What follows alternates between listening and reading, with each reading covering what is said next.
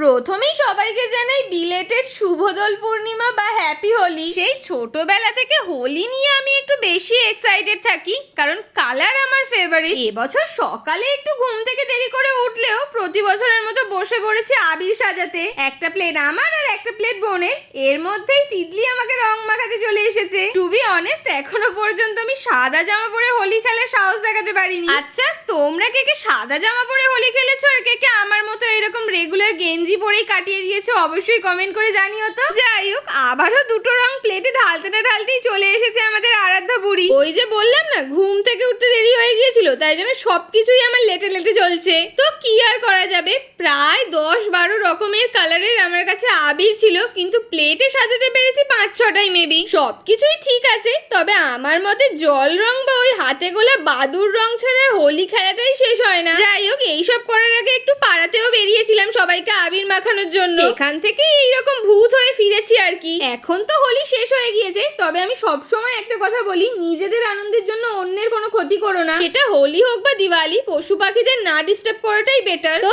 সারাদিনটা আমার কিছুটা এইভাবেই কাটলো। সবাই সুস্থ থেকো, সাবধানে থেকো। Thank you for watching.